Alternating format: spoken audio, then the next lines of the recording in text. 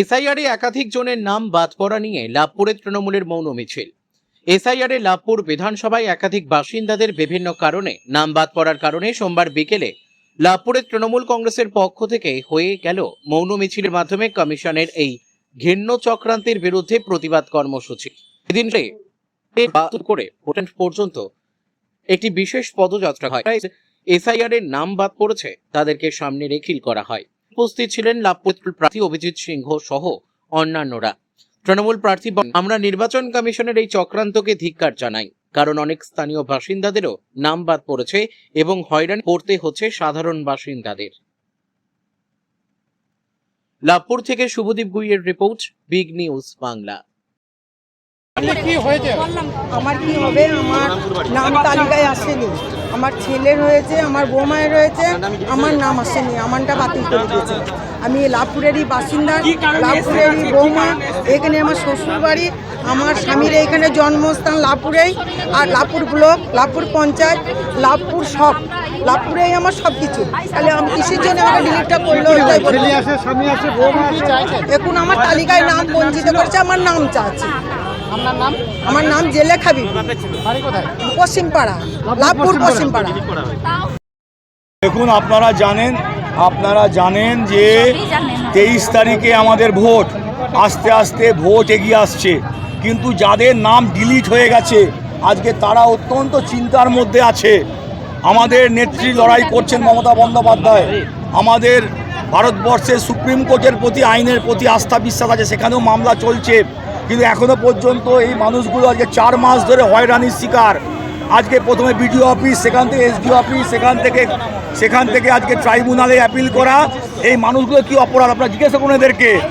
এরা তো বাংলাদেশি নয়, এরা তো রোহিঙ্গা নয়, এরা তো এই দেশে, এরা তো এখানে জন্মগ্রহণ করেছে, এখানে বড় হয়েছে, এদের বাপ দাদা নানা তারা সব তো এখানকার, এদের আব্বা আম্মি এখানকার, এদের দাদু ঠাকুমারা এখানকার। তাহলে কেন আজকে চক্রান্ত করে এদের নাম বাদ দেওয়া গেল? আজকে তারই প্রতিবাদে আমরা মৌন মিছিল করলাম, যে এই আস্থা বিশ্বাস দেওয়ার জন্যে যে আপনাদের পাশে মমতা বন্দ্যোপাধ্যায় আছে, অভিষেক বন্দ্যোপাধ্যায় আছে, তৃণমূল কংগ্রেস আছে।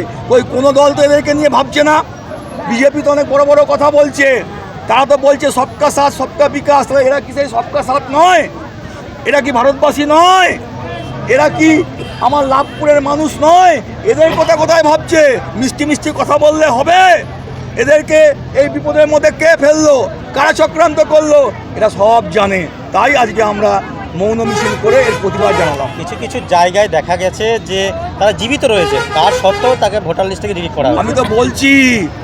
আমি তো একটা কথা বারবার বলছি, এই আপনারা একটু এনাদের সাথে কথা বলুন, জিজ্ঞেস করুন এনাদের বাড়ি কোথায়, এনাদের বাবাদের ঘর কোথায়, এনারা কোথায় জন্মেছেন জিজ্ঞেস করুন না। এনাদের স্বামীর নাম কি, এনাদের দাদুর নাম কি, নানার নাম কি, চাচার নাম কি, একটু জিজ্ঞেস করুন না। তাই তো বুঝতে পারবেন যে এরা আমাদের এখানকার ভারতবাসী কিনা, এরা আমাদের এখানকার বাংলার মানুষ কিনা, এরা লাভপুরের মানুষ কিনা, এদের কি জিজ্ঞেস করুন। অন্য প্রসঙ্গে সংখ্যালঘু সম্প্রদায়ের মানুষ বলে কি এত অন্যায় অবিচার দেখতে পাচ্ছেন তো, সারা বাংলা জুড়ে তো দেখতে পাচ্ছেন, আপনারা নিজেরাই তো দেখতে পাচ্ছেন, আপনারা তো সাংবাদিক, কিভাবে এই চক্রান্তটা করছে। একটা অন্য প্রসঙ্গে আসছে, বিজেপি আজকে একটা অভিযোগ করেছে যে ইলেকশন কমিশনের নির্দেশকে উপেক্ষা করে লাভপুর ব্লক তৃণমূলের সভাপতি তরুণ চক্রবর্তী, যারা নির্বাচন কাজের সঙ্গে যুক্ত মাস্টারমশাইরা, তাদেরকে নিয়ে গোপনীয় বৈঠক করেছে উপাসনা ভবনে। কি বলবেন এই বিষয়ে? এই উপাসনা ভবন একটি ধর্মীয় স্থান, উপাসনা ভবন একটি ধর্মীয় স্থান, এবং সেখানে মা ফুলগারা মন্দির আছে। এবার সেখানে যে কেউ যেতে পারে, এবং সেখানে কোনো দলীয় কর্মসূচি হয় না, এটা সম্পূর্ণ একটি অরাজনৈতিক জায়গা। নাম বাড়ছে, ওখানে নাম চাইছে,